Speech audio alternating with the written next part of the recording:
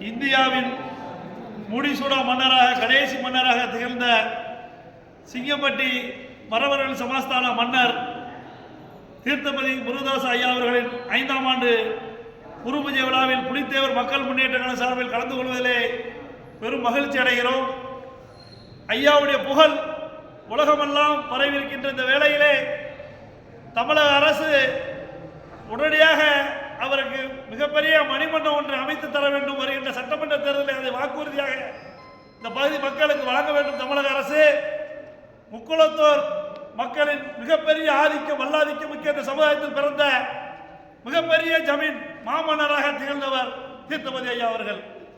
அவருடைய புகழ் இன்னும் 1000 ஆண்டு அல்ல 2000 ஆண்டும் நிலைத்திருக்கும் வகையில் இந்த ஜமீன் நிலைத்திருக்கும் என்பதில் எந்த மாற்று கருத்தும் இல்லை. அத்தகைய மன்னருக்கு தமிழக அரசு உரிய அங்கீகாரம் தர வேண்டும். எங்களுடைய மன்னருக்கு மணிமண்டபத்தை அறிவிப்பதற்கு சட்டமன்றத்தில் நீங்கள் அறிவிப்பீர்கள் எதிர்பார்த்தோம். ஆனால் எங்கள் சிங்கம்பட்டி ஜமீன்தாருக்கு நீங்கள் மணிமண்டபம் அமைக்கவில்லை. நடைபெறுகின்ற சட்டமன்ற தேர்தலை கருத்தில் கொண்டு நீங்கள் விரைவாக எங்களுடைய மன்னருக்கு மணிமண்டபம் அமைத்து தர வேண்டும். அப்படி அமைத்து தராத பட்சத்தில் புலித்தேவர் மக்கள் முன்னேற்ற கழகம் மிகப்பெரிய போராட்ட களத்தை கையில் எடுக்கும் என்பதை இதன் மூலமாக தெரிவித்துக் கொள்கிறேன். ஜமீன்களிலே மிக பழமையான ஜமீன் தென் மாவட்டத்திலே குறிப்பாக தென் தமிழகத்திலே பேரும் அதிகாரமும் செலுத்திய ஜமீன் மாமன்னராக திகழ்ந்தவர் தீர்த்தபதி அவர்கள். இந்த இந்தியா சுதந்திரத்திலே வருவதற்கு முன்பாக முடிசூடிய கடைசி மன்னர் அவர் என்பதை நம்ம எல்லாம் நினைவு கொள்ள வேண்டும். முக்குளத்தூர் சமுதாயத்திற்கு என்று மிகப்பெரிய பாரம்பரிய பெருமை மிக்க ஒரு மன்னர்களே ஒரு ஆட்சி புரிந்த ஜமீன் சிங்கம்பட்டி ஜமீன் என்பதிலே மாற்று கருத்தில்லை. இதே போன்று இந்தியாவிலே மிகப்பெரிய சரித்திரமும் புகழும் வரலாறு கொண்ட இயக்க சமுதாயம் இந்த முக்குளத்தூர் சமுதாயம்.